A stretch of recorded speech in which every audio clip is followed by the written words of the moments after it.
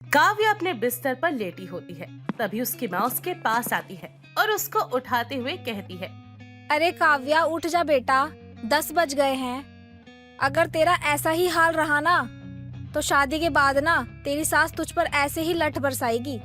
ऐसा कुछ नहीं होगा माँ, आप देखना, मेरी सास मुझे खुद कहेगी तो आराम से 10:30 बजे उठा कर। हाय रे तेरे बड़े बड़े सपने, अब भगवान ही बचाए तुझसे और तेरे सपनों से।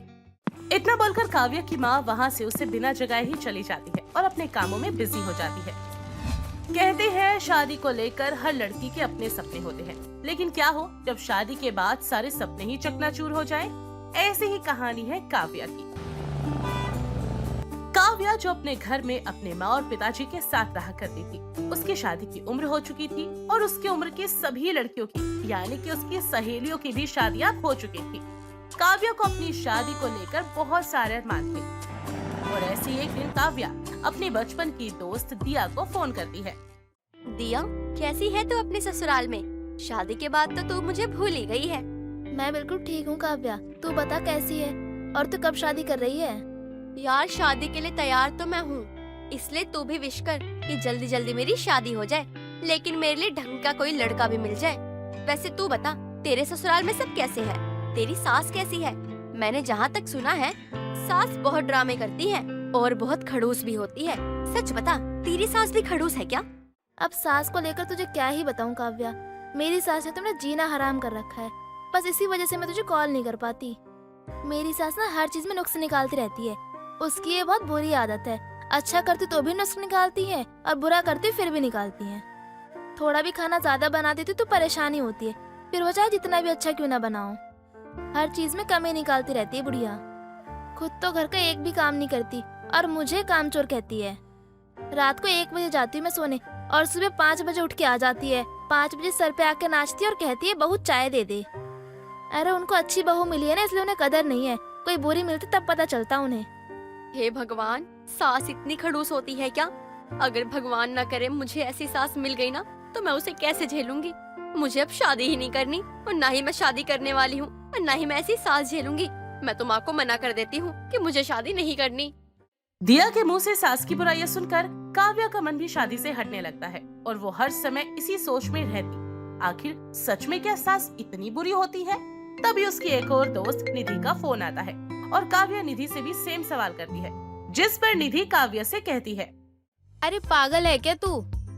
क्या बात कर दी तूने दिया की बात को सीरियस ले लिया। अच्छा रुक, वो ना लाइन पे ही है, मैं तेरी उससे बात करवा देती हूँ, तू खुद ही पूछ लियो। वैसे तो मजाक कर रही होगी। दिया, तू सच में मजाक कर रही थी क्या मुझसे?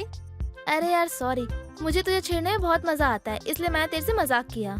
क्या यार दिया, ऐसे मजाक मत किया कर। तुझे पता है ना मैं शादी के बाद वाली जिंदगी को लेकर कितना सोच रही हूँ। वैसे भी आफ्टर मैरिज क्या कैसे क्यों होता है मुझे कुछ भी नहीं पता। मैं तो तेरी बात सुन के सच में डर गई थी। अरे बाबा सॉरी, गलती हो गई मुझसे। आगे से मैं इस चीज का पूरा ध्यान रखूंगी और तुझे ज्यादा नहीं डराऊंगी। दिया की बात सुनकर काव्या और निधि हंसने लगते हैं। अब काव्या अपने दोनों दोस्तों से बातें क्या करती, जिसके बाद काव्या के मन में सास के लिए डर खत्म हो जाता है। और ऐसे ही बहुत जल्द काव्या का रिश्ता निखिल नाम के एक लड़के से हो जाता है, जो दिखने में बहुत स्मार्ट था। अब जल्दी काव्या की शादी निखिल से हो जाती है और ये क्या, शादी के बाद काव्या के सारे अरमान चकनाचूर हो जाते हैं, क्योंकि उसके घर आते ही उसकी कुंती सास उससे अच्छा व्यवहार नहीं करती और शादी के अगले ही दिन, अरे ओ महारानी, निखिल के साथ क्या गप्पे शप्पे लड़ा रही है? अरे आराम तो ऐसे कर रही है जैसे तो तेरे घर वालों ने इतना सोना दे रखा हमें। अरे शादी के बाद हाथ पैर चला लेगी तो क्या ही टूट जाएगा तेरा। मुझे देख ले, मैं शादी के दिन दूसरे दिन ना इतना काम करती थी। अरे 10-10 परिवार ना मेरे घर पे आए थे, वहीं पे डेरा बसा के बैठे हुए थे। सारा काम मैंने किया, मैंने। अरे बोल दे, तेरे हाथ पैर दर्द कर रहे हैं। नाजुक कली है ना, काम को हाथ लगा देगी तो तू खुद ही टूट जाएगी। वो माँ जी, मैं निखिल जी के कपड़े प्रेस कर रही थी। अरे नास पीटी कहीं की, हमें पता है निखिल तेरा पति है। इसका मतलब ये थोड़ी है कि तू पूरे घर का काम काज छोड़ के अपने पति की सेवा पानी पूजा करेगी, हैं? अरे ये सास किस लिए बैठी है? थोड़े हमारे भी हाथ पाँव दबा देगी, तू घिस नहीं जाएगी। अब काव्या निखिल के कपड़ों को छोड़ अपनी सास के पैर दबाने लगती है, पर फिर भी कुंती काव्या को ही भला बुरा कहती है। अब ऐसे ही कुछ दिन बीत जाते हैं। कुंती काव्या को जरा भी आराम नहीं करने देती। अपनी सास की इन आदतों से अब काव्या परेशान हो जाती है और एक दिन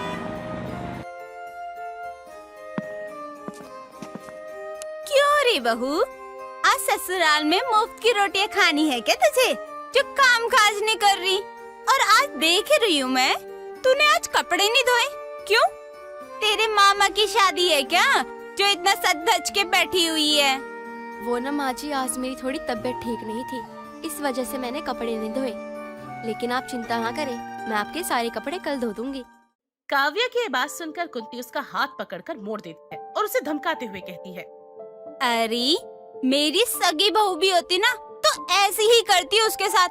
अरे क्या ही करूं, मेरी आदत ही ऐसी है, क्योंकि मैं तेरी सौतेली सास हूँ इसलिए। ठीक है, ये चू चपड़ करने की ना जरूरत नहीं है मेरे से। एक कान के नीचे थप्पड़ दूंगी ना, उधर जाके पड़ेगी। ठीक है, काम कर ले चुपचाप से। अरे तेरी सास हूँ मैं, सौतेली ही सही, लेकिन मेरे नीचे ना तेरे को दब के रहना पड़ेगा और हाँ जी करके ना मेरे आगे पीछे घूमियो। ठीक है, करमजली उल्टा कहेगी। हाँ। इस तरह कुंती काव्या के हाथ में सारे गंदे कपड़े थमा देती है और बेचारी काव्या रोते हुए पूरी रात कपड़े धोती है। ये सब देखकर निखिल को बिल्कुल अच्छा नहीं लगता और वो काव्या की मदद करने के लिए उसके पास आता है। निखिल जी, माँ जी आपके सामने मुझ पे इतने जुल्म करती है, लेकिन बस आप खड़े खड़े देखते रहते हैं, आप कुछ नहीं करते। काव्या मुझे माफ करना, मैं कभी तुम्हें बता नहीं पाया। वो मेरी असली माँ नहीं, सौतेली माँ है। मेरे पिता ने दूसरी शादी की थी। लेकिन निखिल जी, पिताजी ने दूसरी शादी क्यों की? मैं सिर्फ 5 साल का था जब मेरी माँ मुझे छोड़ के चली गई और दूसरी शादी कर ली माँ ने। पिताजी ने भी यही किया। माँ को दिखाने के लिए उन्होंने भी दूसरी शादी कर ली। दोनों एक दूसरे को अकड़ दिखाना चाहते थे। दोनों में से कोई भी एक दूसरे के आगे झुकना नहीं चाहता था, इसीलिए उन लोगों ने ऐसा कदम उठाया। लेकिन उन लोगों ने एक बार भी नहीं सोचा कि मेरा क्या होगा। बस एक सौतेली माँ का साया मेरे सर पे आ गया इसी तरह से। और उन्होंने कभी भी आपके ऊपर ध्यान नहीं दिया, है ना? हाँ काव्या, तुम जानती हो मेरी सौतेली माँ मुझसे बहुत नफरत करती है, क्योंकि उनकी खुद की कोई संतान नहीं है। और मुझे माफ करना काव्या, मैं चाहकर भी तुम्हारी कोई मदद नहीं कर सकता। मैं तुम्हारी मदद करना चाहता हूँ, लेकिन नहीं कर सकता। अगर मैंने तुम्हारी मदद की तो मेरी माँ मुझे फिर से सजा देगी, और बचपन से लेकर आज तक मुझे बहुत सजा मिली है। अब मैं और सजा नहीं झेल सकता। नहीं, मैं तुम्हारी मदद नहीं कर सकता। निखिल जी, सजा तो मुझे मिल रही है शादी करके। मैंने सोचा था कि सास माँ समान होती है, पर आज मेरी सारी गलतफहमी दूर हो गई। और उससे भी ज्यादा दुख मुझे इस बात का है कि आप सब जानते हुए भी कुछ नहीं कर पा रहे हैं। मैं जानता हूँ काव्या, मैं जानता हूँ। मैं तुम्हारी मजबूरी भी समझता हूँ, लेकिन एक बार तुम मेरी मजबूरी समझो। मैं उनके खिलाफ कुछ नहीं कह सकता। अगर कुछ कहा तो वो मुझे बहुत तकलीफ देंगी। मुझे बहुत डर लगता है उनसे। मैं उनके आगे कुछ नहीं कह सकता। नहीं, मुझसे नहीं होगा। देखो, तुम्हें जो सही लगे तुम वो करो, और मैं तो ये कहूँगा कि तुम भी कुछ मत करो, वरना वो तुम्हें भी मेरी तरह सजा देंगी। निखिल काव्या से ही बात कर रहा होता है कि तभी कुंती के आने की आहट होती है। काव्या, माँ आ रही है।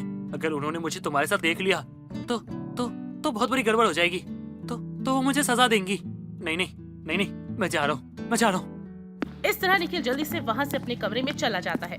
काव्या सारे कपड़े धोकर जैसे ही कमरे में जाने लगती है, वैसे ही कुंती काव्या को अपने कमरे में बुला लेती है और उससे कहती है, क्यों री बहू, नींद पूरी नहीं हो पा रही? ये पति की याद आ रही है तुझे? अरे क्या ही करे, सौतेली सास हूँ, जो भी हूँ, जैसे भी हूँ, तेरी ही हूँ। अरे तुझे झेलना तो पड़ेगा ही ना मुझे। अरे मैं तो भूल ही गई। पति के साथ टाइम बिताएगी और बातचीत करेगी, तभी तो याद करेगी ना। मेरे से छुटकारा मिले तेरे को, तभी तो जाएगी ना उसके पास। माँ जी, मैं सिर्फ अपने पति के लिए चुप हूँ, वरना आप जैसी सासों को तो मुझे अच्छे से सीधा करना आता है।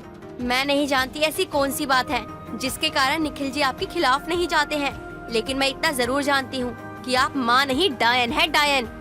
काव्या इतना बोलती है, तभी कुंती काव्या के बाल पकड़ लेती है और उससे कहती है, अरे क्या री, ज्यादा जुबान चलाएगी क्या मेरे से? अरे जैसे तेरा पति ना अंधा और गुंगा बन के बैठा हुआ है ना, वैसे तू भी बन जा। तुझसे नहीं होता ना ये सब तो मुझे बता दे, मैं तेरे लिए इतनी तो मदद कर ही सकती हूँ कि तेरी जुबान निकाल कर ना काट दूं। और तेरी आंखें है ना जितनी प्यारी प्यारी सी है, इसको ना मैं फोड़ ही देती हूँ, वो भी सरिये से। अरे तू भीख मांगेगी, कम से कम तू मुझे थोड़े पैसे तो दे पाएगी। बहुत ही मजा आएगा। करूँ क्या? तू मुझे नहीं बदल सकती। अच्छा चल जाके काम कर ले, मुझे भी अपने बहुत सारे काम है। हाँ। इतना बोलकर कुंती हंसते हंसते चली जाती है। पर अब काव्या अपनी सौतेली सास का अत्याचार नहीं सहना चाहती थी, इसलिए अपनी सास के खिलाफ आवाज उठाने के बारे में सोचती है। साथ ही वो अपने पति को भी अपनी माँ के खिलाफ बोलने को कहती है। निखिल जी, मेरे बहुत से अरमान थे। अगर मुझे शादी से पहले पता होता कि मेरी सास ऐसी होगी तो मैं ये शादी ही नहीं करती। मुझे खुद से ज्यादा आपके लिए दुख होता है। आप इतने सालों से अपनी सौतेली माँ का अत्याचार सह रहे हैं और मुझे समझ नहीं आता क्यों। काव्या बार बार अपने पति से सवाल करती है, लेकिन निखिल एक बार भी जवाब नहीं देता, जिस पर काव्या गुस्से में निखिल से कहती है। अरे जब घर की सारी जिम्मेदारी सब कुछ आपके हाथ में है तो आप अपनी सौतेली माँ का अत्याचार क्यों सह रहे हैं? आखिर क्यों आप उनके खिलाफ आवाज नहीं उठा रहे हैं? मुझे बताइए। अगर मुझे कुछ पता नहीं होगा तो मैं आपकी मदद कैसे कर पाऊंगी निखिल जी? क्योंकि काव्या, मेरे पापा की जान उस औरत के हाथ में है। अगर मैं उनके खिलाफ गया, वो मेरे पापा के साथ कुछ भी कर सकती है। नहीं नहीं, मैं अपने पापा से बहुत प्यार करता हूँ। मैं उन्हें खोना नहीं चाहता। मुझे जो सहना पड़े मैं सहूंगा, जो करना पड़े मैं करूंगा, लेकिन मैं पापा को कुछ नहीं होने दे सकता। और तुम पापा की हालत देखते हो ना? हाँ, क्या हालत कर दी है उनकी। वो सब उन्होंने ही किया है। अगर उनको पता चला कि मैं उनके खिलाफ जा रहा हूँ तो वो मेरी भी हालत वही कर देंगी, और तुम्हारी भी। और क्या पता वो पापा की जान ले ले। नहीं नहीं नहीं नहीं, मैं तुम्हें और पापा को खोना नहीं चाहता। मैं उनके खिलाफ नहीं जाऊंगा। निखिल के मुंह से सच्चाई सुनकर काव्या भी दंग रह जाती है, क्योंकि काव्या काफी समझदार लड़की थी, इसलिए वो सब कुछ शांति से समझती थी और इसका सोल्यूशन निकालने की कोशिश करती है। अच्छा, तो ये राज है उस औरत का। अब उसको सजा जरूर मिलेगी। उसे उसकी कर्मों की सजा कोई नहीं दे पाया, लेकिन अब बस बहुत हुआ। उनको अब उनके कर्मों की सजा मिलेगी। उन्होंने जो आपके ऊपर और बाबूजी के ऊपर अत्याचार किए हैं, उन सब की सजा मिलेगी। अब बस समय आ चुका है कि सब कुछ खत्म किया जाए। लेकिन तुम ऐसा क्या करोगी काव्या? निखिल जी, ये सब आप मुझ पे छोड़ दीजिए। मैं आपके ऊपर और बाबूजी के ऊपर अत्याचार नहीं होने दूंगी, और अब आपको अत्याचार सहने की जरूरत भी नहीं है। बहुत खेल खेल लिया उस अत्याचारी औरत ने। अब उसका खेल खत्म, और उसका खेल खत्म मैं करूंगी। मैं अब जैसे ही काव्या को अपनी सौतेली सास की काली सच्चाई के बारे में पता चलता है, वो बिना कुछ सोचे समझे अपने विकलांग ससुर को अपने मायके भेज देती है और कुंती के बाजार जाने का इंतजार करती है। जब कुंती बाजार जाती है तो काव्या अपने घर में सीसीटीवी कैमरे लगवा देती है, और जब वो वापस आती है तो वो अपनी बहू पर एक बार फिर से अत्याचार करती है। लेकिन इस बार काव्या शांत नहीं रहती। बस माँ जी, बहुत हो गया। अरे बहुत कर लिया आपने मुझ पे अत्याचार। माना निखिल जी आपके असली बेटे नहीं है, लेकिन इसका मतलब ये तो नहीं है ना कि आप उनके साथ और मेरे साथ इतना बुरा बर्ताव करेंगी। अरे नास पीटी कहीं की करमजली, तुम मेरे सामने अपनी सास के सामने जुबान चलाएगी? रुक रुक, कहाँ है मेरी कैंची? तेरी जुबान काटू मैं अब। इतना बोलकर कुंती कैंची लेती है और अपनी बहू का मुंह पकड़ लेती है। तभी वहाँ पर निखिल आता है और अपनी माँ को धक्का देते हुए उससे कहता है, बस बहुत हो गया माँ आपका अत्याचार। बहुत कर लिया आपने अत्याचार, और बहुत सह लिया हम लोगों ने, लेकिन अब मैं नहीं सहूंगा आपका अत्याचार। अब जानती है आपको भगवान ने औलाद क्यों नहीं दी? क्योंकि आप एक माँ बनने के लायक ही नहीं थी। अरे आप माँ के नाम पे कलंक को कलंक। सही कहा था इसने उस दिन आपको, डायन हो आप। अरे आपका क्या भरोसा, खुद की औलाद होती तो अब तो अपनी औलाद को भी खा जाती। अरे वाह बेटा, तू बोलने लग गया। मुझे तो लगा इतने सालों से बोल ही नहीं सकता तू। इतना बोलकर कुंती गुस्से में अपने कमरे में जाती है और अगले दिन निखिल और काव्या कुंती के खिलाफ कंप्लेंट दर्ज करवाते हैं। कुंती जी, हम आपको गिरफ्तार करते हैं। लेकिन साहब, मैंने किया क्या है आखिर जो आप मुझे गिरफ्तार करने आए हो? आखिर मेरी गलती क्या है ऐसी? अरे मैं अपने बहू बेटे को प्यार कर रही थी, और उससे ज्यादा क्या ही करूंगी मैं? मेरी बहू मेरी तो चांद का टुकड़ा है बस। आपकी बहू और आपके बेटे ने आपके खिलाफ कंप्लेन करवाई है। क्या जमाना आ गया, क्या जमाना। हे भगवान, तू मुझे उठा क्यों नहीं लेता इस जमाने से। हाय, मेरे बच्चे जो भोले भाले थे वो मेरे खिलाफ FIR दर्ज कराने चले गए। हाय रब्बा, ये क्या ही हो गया। अरे इंस्पेक्टर साहब, मेरी तो बस इतनी सी गलती है। ये सौतेले थे मेरे, लेकिन मैंने अपने सगे से ज्यादा, बहुत ही ज्यादा प्यार कर लिया इनसे। हाय रे, ऐसा जमाना दिखा दिया इन्होंने तो।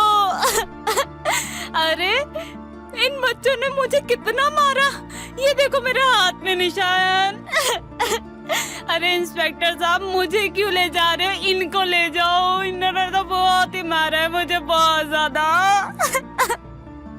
अरे अरे, आप मुझे दिलासा देने आ रही है? अरे मुझे दिलासा दीजिए, मुझे दिलासे की बहुत ही ज्यादा जरूरत है।